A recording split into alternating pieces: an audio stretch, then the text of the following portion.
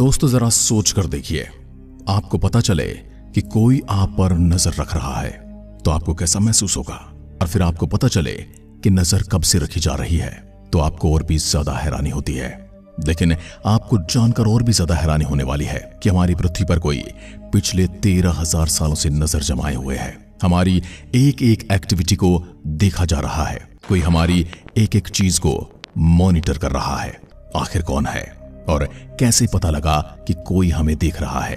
साल था 1898। नासा ने स्पेस में एक स्पेस शटल मिशन भेजा था।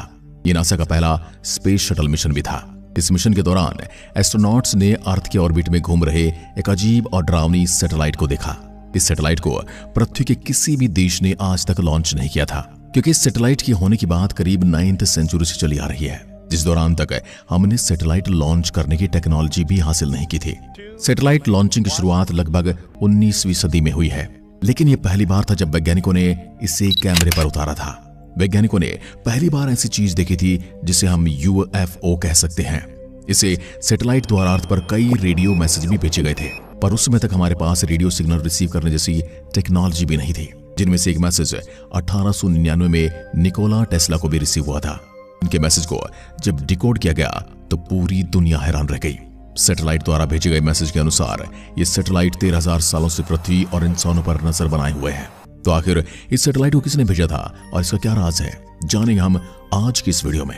साल 1899 निकोला टेस्ला अपने अमेरिका के कोलोराडो स्प्रिंग लैब में कुछ रेडियो एक्सपेरिमेंट परफॉर्म कर रहे थे कि तभी उनका ये रेडियो एक्सचेंज एंटीना कुछ स्ट्रेंज रेडियो सिग्नल को रिसीव करने लगता है। यानी कि वहां पर अनजाने सिग्नल आने लगते हैं जो हर कुछ समय के बाद लगातार रिसीव हो रहे थे। अब टेस्ला को लगा कि ये सिग्नल पृथ्वी किसी हिस्से से आ रहे हैं, लेकिन कुछ देर बाद जब टेस्ला सिग्नल की फ्रीक्वेंसी और डायरेक्शन को समझ गए कि सिग्नल पृथ्वी से नहीं बल्कि दूर अंतरिक्ष से आ रहे हैं, क्योंकि जिस समय सिग्नल रिसीव हो रहे थे उस समय एंटीना पृथ्वी के किसी भी हिस्से की ओर नहीं था, बल्कि वो था सीधे खुले आसमान की ओर, जिसके बारे में फरवरी 1901 में बात करते हुए टेस्ला ने एक मीडिया आउटलेट को बताया कि जिन रेडियो सिग्नल को उन्होंने रिसीव किया है उन सिग्नल के क्रम में होने वाले बदलाव को जब मैंने देखा तो वो क्लियरली सजेस्ट करते हैं कि सिग्नल किसी भी ऐसे ऑब्जेक्ट के नहीं है जिसे मैं जानता हूं। इसलिए इन सिग्नल के जरिए ये फीलिंग लगातार मेरे अंदर उठ रही थी कि मैं पहला इंसान हूं जिसने 2 प्लेनेट के बीच के कम्युनिकेशन को सुना है। हो सकता है कि ये कम्युनिकेशन हमें किसी दूसरे ग्रह से आ रहा हो। सीधे शब्दों में कहें तो अंतरिक्ष में कुछ ऐसा था जो टेस्ला को ये एलियन सिग्नल भेज रहा था, या फिर टेस्ला ने कुछ ऐसा रिसीव कर लिया था जो आज तक किसी ने नहीं किया था। एक एलियन यानी कि परग्रही टेक्नोलॉजी जो पृथ्वी के चक्कर लगा रही है। लेकिन यहां टेस्ला ही अकेले नहीं थे जिन्होंने इस तरह के एलियन सिग्नल को सुना था या रिसीव किया था, क्योंकि टेस्ला के कुछ साल बाद 1927 में नॉर्वेजियन रेडियो इंजीनियर जॉर्जन हेल्स ने रेडियो सिग्नल के ट्रांसमिशन के दौरान आसमान से आते हुए कुछ अनयूजुअल रेडियो सिग्नल को रिकॉर्ड किया, जिन्हें सुनकर वो डर गए, क्योंकि उन रेडियो मैसेज में उन्हीं की एको आवाज थी। यह समस्या एको की नहीं थी बल्कि उनके वापस आने में लगने वाले टाइम की थी, यानी कि ये सिग्नल एक बहुत लंबे अंतराल के बाद वापस आ रहे थे।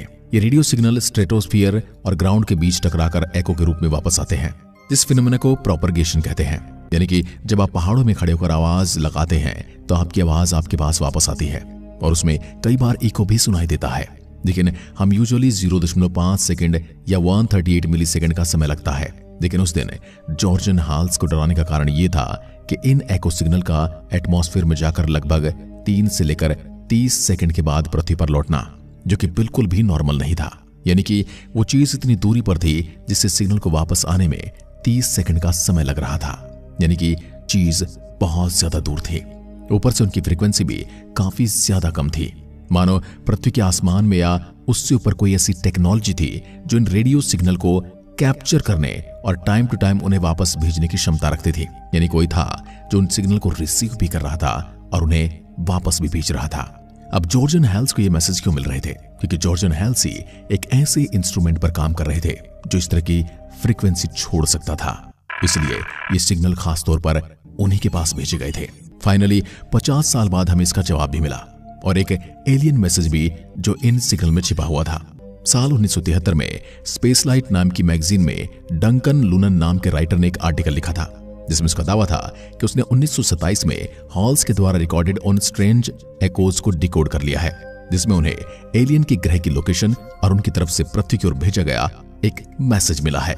डंकन के मुताबिक जो सिग्नल जॉर्जन हॉल्स ने सुने थे वो अंतरिक्ष से पृथ्वी पर नजर रख रही ब्लैक नाइट एलियन सैटेलाइट के थे, जिन सिग्नल्स की फ्रीक्वेंसी का वेरिएशन एक कोड की तरह है, जिन्हें जब उन्होंने स्टार्स मैप एक्सेस पर रखा तो उन्हें कुछ स्टार्स के बीच कलेक्शन ऑफ डॉट्स मिले, जो तारे बूट्स कॉन्स्टेलेशन का हिस्सा थे, जिस नक्शे में केवल एक तारा आउट ऑफ प्लेस था, बूट्स। शुरुआत में डंकन को ये समझ नहीं आया कि ऐसा क्यों है, लेकिन जब उन्होंने पूरी तरह से कैलकुलेशन करके अपना दिमाग लगा के तारे और पृथ्वी की मूवमेंट को कैलकुलेट करने की कोशिश की तो उनके सामने एक शॉकिंग चीज आई।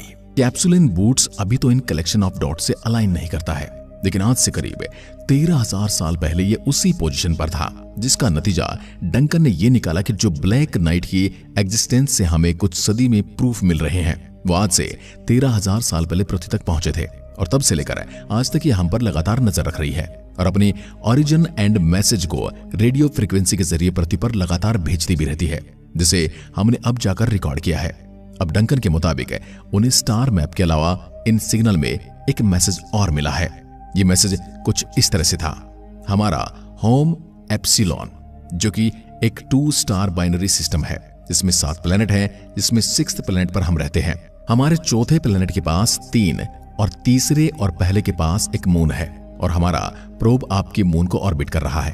अब ये काफी डरावना मैसेज था कि पृथ्वी पर एक एलियन टेक्नोलॉजी लगातार नजर रख रही है और वो हमारे बारे में पूरी डिटेल भी जानती है कि हम कहां पर बसे हुए हैं और किस ग्रह पर अभी जीवन पनप रहा है और हम कहां पर रहते हैं, और उन्होंने ठीक उसी ग्रह पर सिग्नल भेजा जिस ग्रह पर हम यानी कि पृथ्वीवासी रहते हैं। इसके बारे में इससे पहले दुनिया के किसी भी देश को कुछ भी पता नहीं था, या फिर शायद हमें आज भी उसके बारे में कुछ नहीं पता, क्योंकि इससे कुछ समय पहले ऐसे कई इंसिडेंट हुए हैं, कई ऐसी घटनाएं घटी हैं जिन्होंने ब्लैक नाइट सैटेलाइट को एग्जिस्ट होने का दावा किया था। साल 1961 में साइंटिस्ट जैक्स वेले और उनकी टीम ने पृथ्वी के ऑर्बिट में एक ब्राइट सैटेलाइट को कैप्चर किया, जो कि पोलर ऑर्बिट में थी। जिस ऑर्बिट की सबसे खास बात यह है कि इस ऑर्बिट में घूमते हुए केवल कुछ एंगल के चेन से कोई सैटेलाइट पृथ्वी के हर एक देश पर और हर एक रीजन पर आसमान से नजर रख सकता है या आसमान से होकर गुजर सकता है। यानी ब्लैक नाइट पृथ्वी के ऐसे ऑर्बिट में थी जिससे वो पृथ्वी के हर कोने पर हर एक हिस्से को देख सकती थी। वैली ने जब सैटेलाइट को ट्रैक किया, उसमें सबसे पहले चीज सामने आई कि सैटेलाइट का वजन लगभग 15 टन का है और एक ट्रक के बराबर है, जो कि भारी पेलोड था। और उस समय दुनिया के किसी भी देश के पास इतने बड़े पेलोड को ऑर्बिट तक पहुंचाने की कैपेसिटी ही नहीं थी, यानी कि हमारे पास ऐसे रॉकेट लॉन्चर ही नहीं थे जो इतनी भारी चीज को अंतरिक्ष में भेज सके।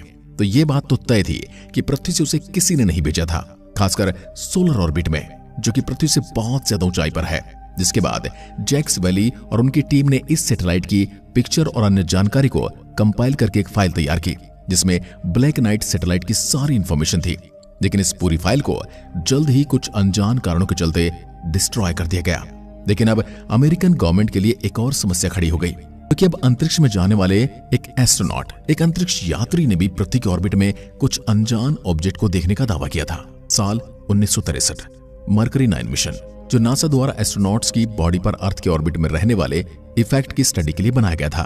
उस दौरान मिशन में जब एस्ट्रोनॉट गॉर्डन कूपर अपने फेथ 7 स्पेसक्राफ्ट में पृथ्वी का 15वां चक्कर लगा रहे थे, तब उन्हें अंतरिक्ष में एक ग्लोइंग ऑब्जेक्ट दिखता है, एक चमकदार चीज दिखाई देती है, जिसे उनके ग्राउंड स्टेशन ने भी कंफर्म कर दिया था कि आपके आसपास कोई चीज है।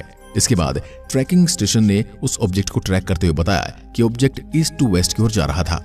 गॉर्डन कूपर के मिशन के वापस आने के बाद अमेरिकन मीडिया एनबीसी ने उनसे स्टोरी से जुड़े सवाल पूछने चाहे, लेकिन मीडिया को उनसे मिलने ही नहीं दिया गया। जब तक गॉर्डन कूपर नासा में थे तब तक उन्होंने किसी से बात ही नहीं की थी।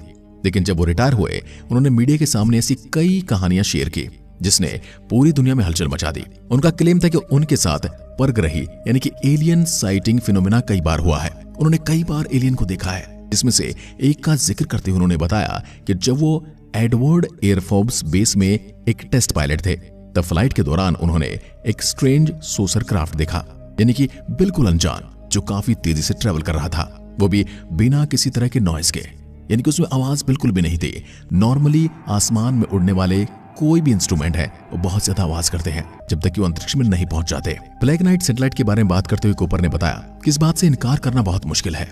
ऊपर कुछ तो है जो बहुत बड़ा है, कुछ तो है जिसे हम जानते नहीं हैं, कुछ तो है जो हम पर नजर रख रहा है। तो आखिरकार 1998 में वो दिन आया जब नासा ने खुद पृथ्वी के ऑर्बिट में घूमते हुए ब्लैक नाइट सैटेलाइट की कई तस्वीरें जारी की और इस तरह हमने पहली बार 13,000 साल से अर्थ पर नजर रख रही ब्लैक नाइट सैटेलाइट को देखा, या फिर नहीं, क्योंकि नासा ने इसकी एक अलग ही कहानी दुनिया को बताई। नासा ने बताया 1998 में नासा द्वारा पहला स्पेस शटल मिशन भेजा गया था जिसका पर्पस था एक थर्मल ब्लैंक कैट यूनिट को इंटरनेशनल स्पेस स्टेशन पर इंस्टॉल करना।